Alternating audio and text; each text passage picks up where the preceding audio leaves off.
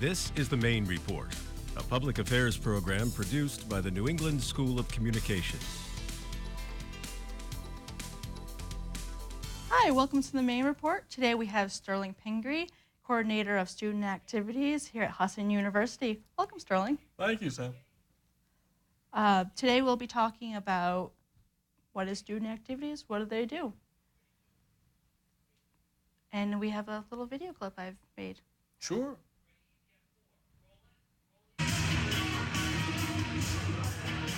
From Husson's Got Talent.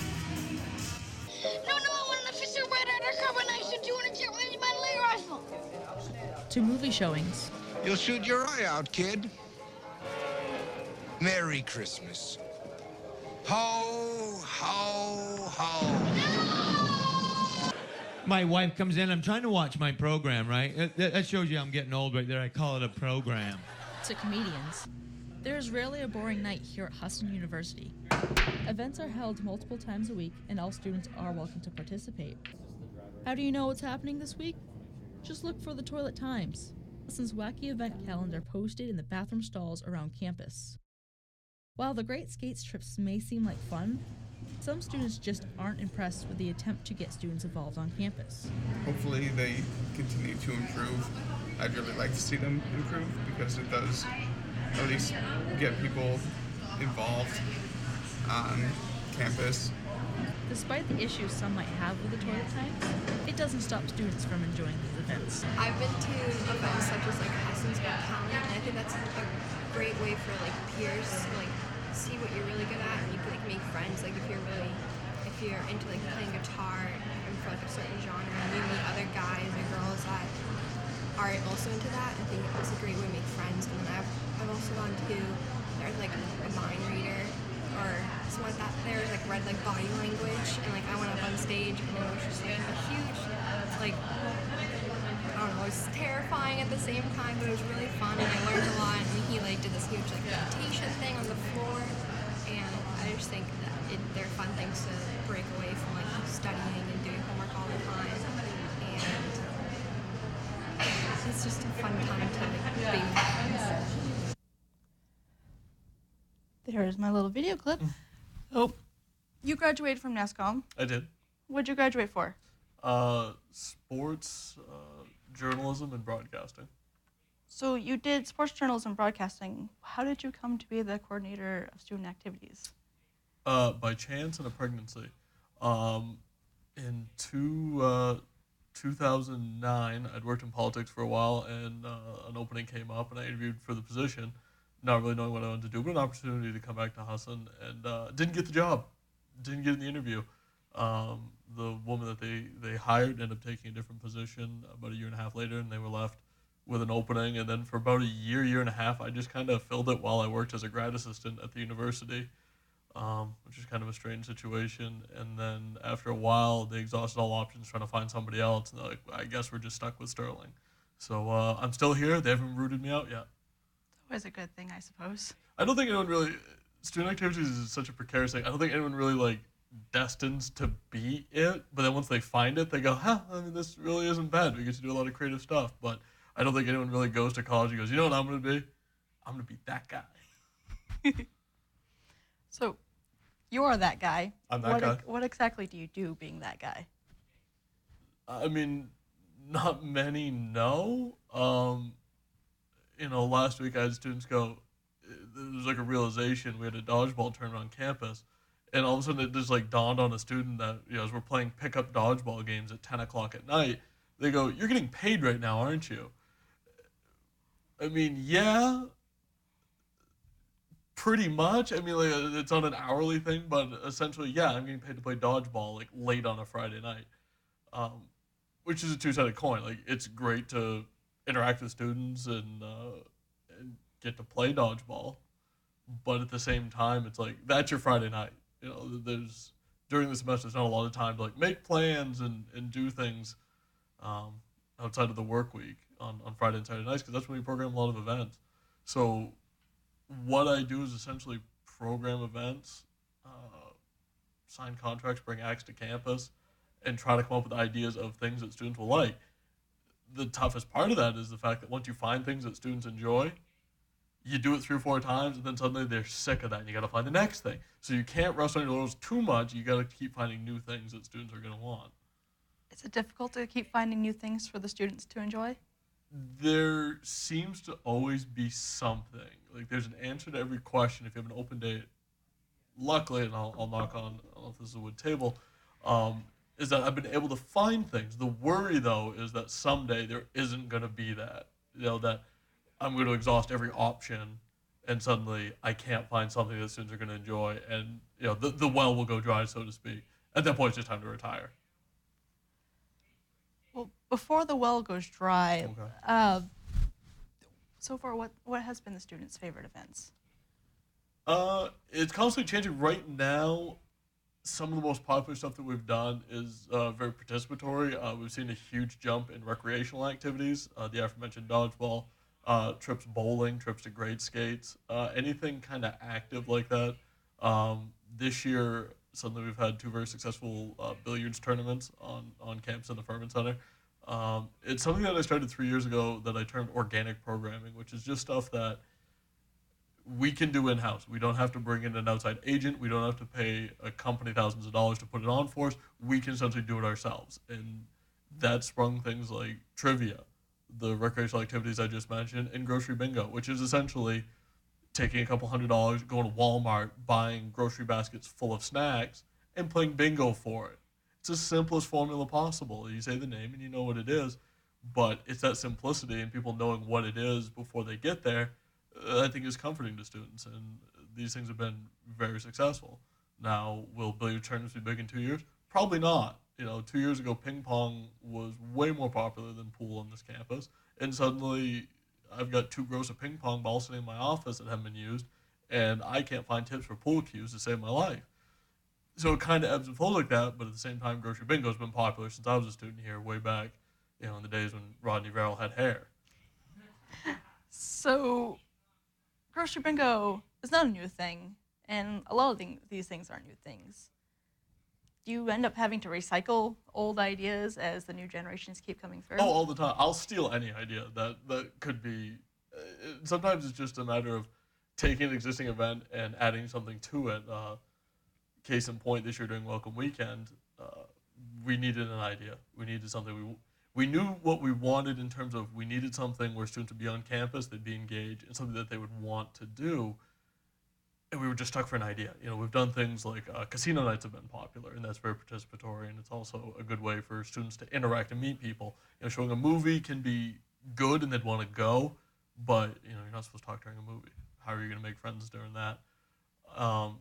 And I just had the idea, what if we had grocery bingo, but we just played for really cool prizes? Like, we bought tablets and $50 gas cards and a Keurig, a television. Like, what if we did that? What happened was we had 300 students show up to play bingo. Oh, wow. On a Monday night. That was the result. I didn't imagine we could fit that many people in the Furman Center, but we shoehorned them in and had a hell of a time. I just got scared for my life when we'd get down there and students were bum rushing the stage to win a Kindle Fire. That's kind of scary. Just a bunch of college-sized students. Here, It give me kind my of, no, fire. it was. I mean, when they're lunging at you with that look in their eyes, like, I need this tablet. It's scary, but that's why I get paid the big bucks. What has been your least successful event?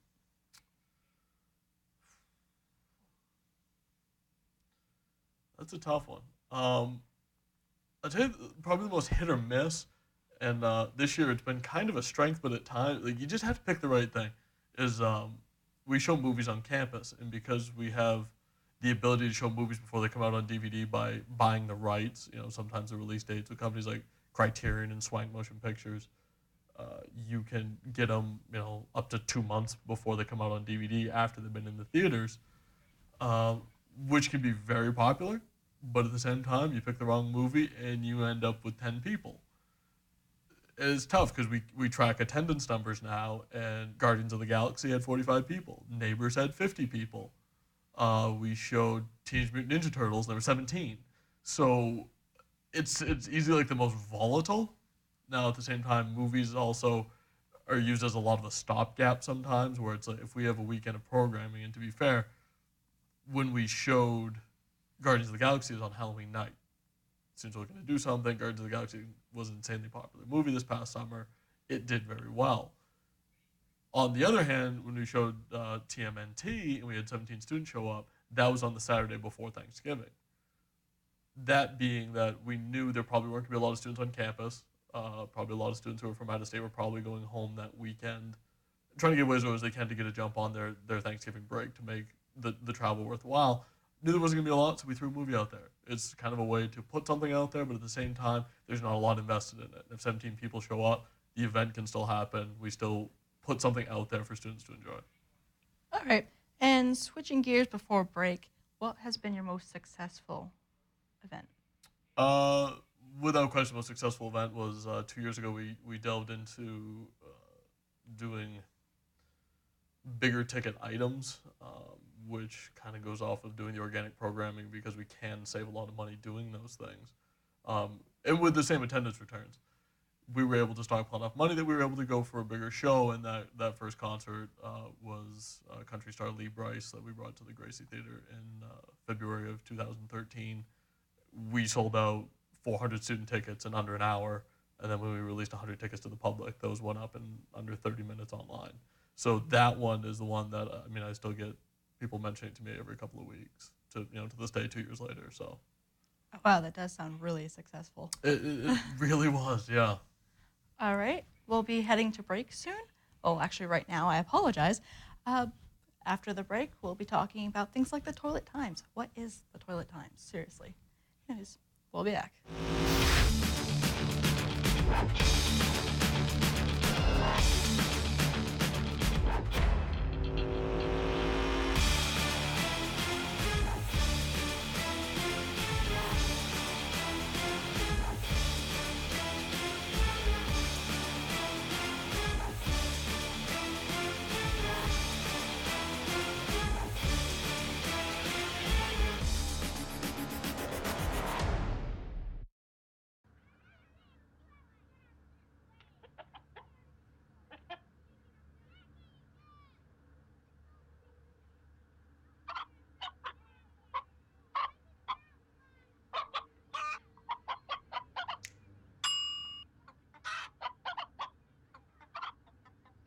Separate raw meats from other foods by using different cutting boards. 3,000 Americans will die from food poisoning this year. Keep your family safer. Check your steps at foodsafety.gov.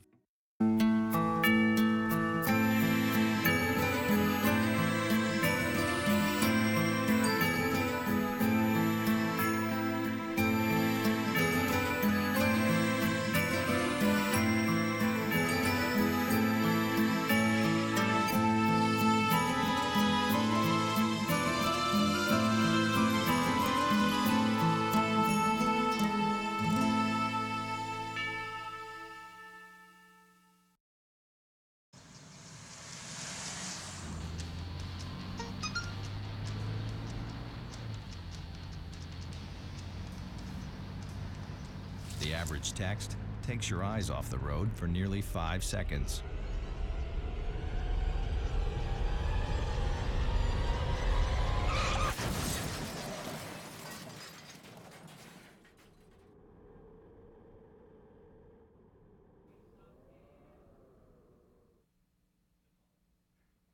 Hi, welcome back to the Maine Report. I have Sterling Pingree here. He is the coordinator of student activities here at Husson.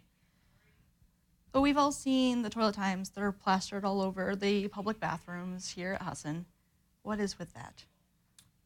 Just the fact we couldn't get them in the private bathrooms too. If we could, we'd put them everywhere. The toilet times, I wish I could say I came up with the idea, but I didn't. It was already in place before I did. I just started putting it in more places and adding a little bit more information. I kind of changed the format to it. Essentially what it is it's a 2-week schedule of all the events happening on campus. I try to include all that I can on it, but obviously some will take precedent. It's produced by student activities, so I feel the need to highlight what I'm putting out there first. But at the same time, it has student activities, athletic events, wellness events, anything that students bring to me for tables that we can fit in. I try to make an effort to get it on there as well. It's really the only time we can get students' undivided attention, which is incredibly difficult in 2014. All right, How can students get their events posted on Toilet Times? Well, students have to fill in an event form anyway to get approval with me anyway, so I kind of am aware of what's going on in the first place. But to get it on there, I would say just shoot me an email and then remind me about it. If you send it 2 months ahead of time, chances are I'm going to forget that as we're heading into actually making the Toilet Times, because you do it every 2 weeks. But if you get it to me, I will try my best to work it into the calendar. Are there ever events that just don't, how many events just don't make it? The most ones that don't make it are the ones that there's multiple events on the same day. If I'm putting on an event and you come to me and say, hey, we have this event at the same time, sorry, I gotta play favorites and put my own out there, because we're going to the lengths of producing this thing, and it really has become the greatest form of advertising that we have. We've so much so as done away with doing posters and putting them on the regular bulletin boards in the hallways, just because we get more of a reaction just from the Toilet Times, and the bulletin boards get so cluttered. So, what is your email so that people can contact you? My email address is pingrees@husson.edu. And I know you're not in your office most times, but we'll just throw it out there anyway. Where is your office located? Yes, you're right. I am never in my office. That was obligatory. I have to say that anytime someone mentions it. It's on the T-shirt that we produced last year. My office is 104A in Peabody Hall, so it's 2 doors down from security. All right.